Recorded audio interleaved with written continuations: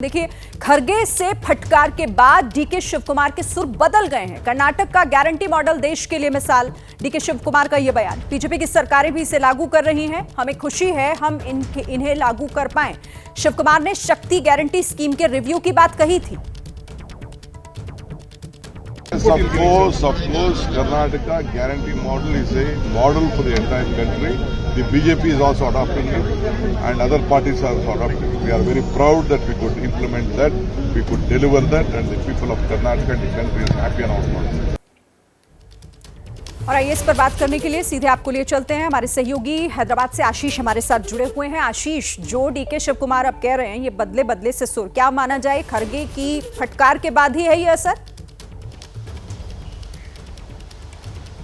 जाहिर तौर पे आपने बिल्कुल सही कहा शिरीन, बदले बदले से सरकार नज़र आते हैं। जो डीके शिव कुमार 2 दिनों तक शक्ति स्कीम के रिव्यू की बात कर रहे थे, वो कह रहे थे कि स्वैच्छिक होना चाहिए, कौन फ्री में बस में ट्रैवल करना चाहता है, कौन सी महिला नहीं ट्रैवल करना चाहती है। वो सार्वजनिक रूप से कांग्रेस अध्यक्ष से फटकार खाने के बाद अब ये कहते हैं कि हमारी जो स्कीम है एक्चुअली रोल मॉडल है, और पूरे देश में इवन बीजेपी शासित जो राज्य हैं वहाँ भी इस स्कीम को लोग इम्प्लीमेंट कर रहे हैं। ये अब डीके शिव कुमार कह रहे हैं। हम इसके पीछे का बैकग्राउंड बताएं। महाराष्ट्र से लगा हुआ राज्य है कर्नाटक। 2 ऐसे राज्य महाराष्ट्र से लगे हुए, कर्नाटक और तेलंगाना, जहां पर इस तरीके की फ्री बस सर्विस जो महिलाओं के लिए है, वहां पर ये स्कीम कांग्रेस की सरकार ने लॉन्च की है। जाहिर तौर पे बीजेपी हमेशा से इस पर सवाल उठाती रही है, क्योंकि माना यह जाता रहा है कि स्कीम के तहत बस कॉरपोरेशंस को, जो सरकारी बस कॉरपोरेशन जो पैसा सरकार से मिलना चाहिए वो नहीं मिल पा रहा है, और कहीं ना कहीं सरकार के ऊपर आर्थिक दबाव है।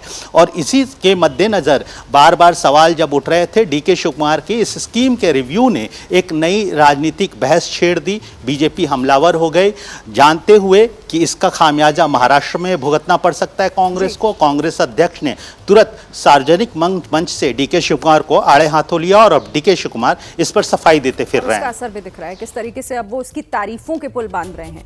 ठीक है आशीष, रहेगा आप हमारे साथ। तो देखिए, अब आखिर कर्नाटक में ऐसा हुआ क्या था जो सियासत में बवाल मच गया, वो भी समझ लीजिए। दरअसल कर्नाटक के deputy CM DK Shivakumar ने शक्ति योजना के रिव्यू की बात कह डाली थी, जिसे लेकर कांग्रेस अध्यक्ष मल्लिकार्जुन खड़गे नाराज हो गए और उन्होंने डीके शिव कुमार की खिंचाई कर दी। वो वीडियो भी आपको दिखाते हैं। ಗ್ಯಾರಂಟಿ ಕೊಟ್ಟಿದ್ರು, ಎಷ್ಟು ಕೊಟ್ಟಿದ್ರು? 5. ಈಗ ನಿಮ್ಮ 5 ನೋಡಿ ನಾನು 5 ಅಲ್ಲಿ ಹೇಳಿನಿ. ಈಗ ಮಹಾರಾಷ್ಟ್ರದ 5 ಗ್ಯಾರಂಟಿ, ನೀ ಗ್ಯಾರಂಟಿ ಒಂದು ಕೈ ಬಿಡ್ತೀನಿ ಅಂತ ಹೇಳಿದಿ ಇವತ್ತು. ನೀವು ಓದ್ತಿಲ್ಲಪ್ಪ ಪೇಪರು, ನಾವು ಪೇಪರ್ನಾಗ ಬಂದಿದ್ದು ನೋಡ್ತೇವೆ. ಸೊ ಇರ್ಲಿರ್ಲಿ, ಅದಕ್ಕೆ ಬಂದಿದೆ ಇವತ್ತು ಪೇಪರ್ನಲ್ಲಿ. ಆಯ್ತು ಕೇಳಿ, ಪರಿಷ್ಕರಣೆ ಮಾಡ್ತೀವಿ ಕ್ರಿಯೇಟ್ ಮಾಡಿದ್ರಲ್ಲ, ಬೇರೆಯವ್ರು ಹೇಳ ಅವರಿಗೆ ಒಂದು ಒಳ್ಳೇದಾಯ್ತಲ್ಲ। सुना आपने कि किस तरीके से जब डीके शिव कुमार की तरफ से कहा गया तो कैसे बीच में ही रोकने की कोशिश और अपनी बात को पूरी खड़गे ने यहां पर किया है।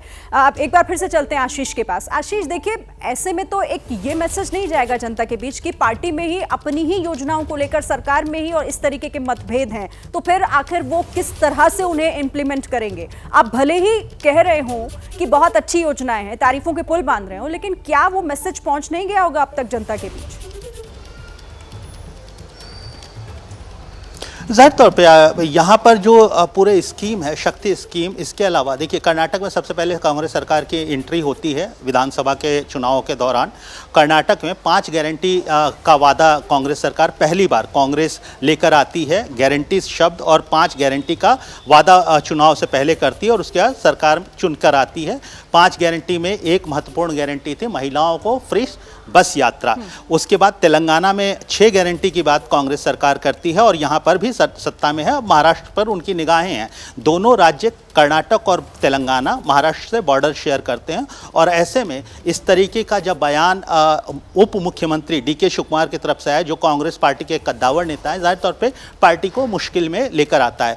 अगर हम बजटिंग की बात करें तो करीब 7,507 करोड़ एक साल में इस स्कीम के तहत कर्नाटक सरकार ने खर्च किया है। उनका कहना है कि उन्होंने बस कॉरपोरेशन को दिया। हालांकि बीजेपी का बार बार ये आरोप लगाती कि 3 से 4 महीनों का बकाया है, और बकायों का क्लियरेंस नहीं कर पा रही है सरकार, क्योंकि उनके पास पैसा नहीं है। तो जाहिर तौर पे वादा किए गए चुनाव से पहले वादों को पूर्ति करना है, लेकिन पूर्ति को करने में सरकार को मुश्किलें झेलनी पड़ती हैं। हर एक जगह सरकार के साथ ऐसा होता। और ऐसे में डीके शिव कुमार का बयान ने जाहिर तौर पे एक राजनीतिक वाण जो है वो बीजेपी को दे दिया है, जिसको बीजेपी किसी भी कीमत पर छोड़ना नहीं चाहती है। और ऐसे में खड़गे संकट मोचक बनकर इस पूरे विवाद को शांत करने की कोशिश करते नजर आते हैं।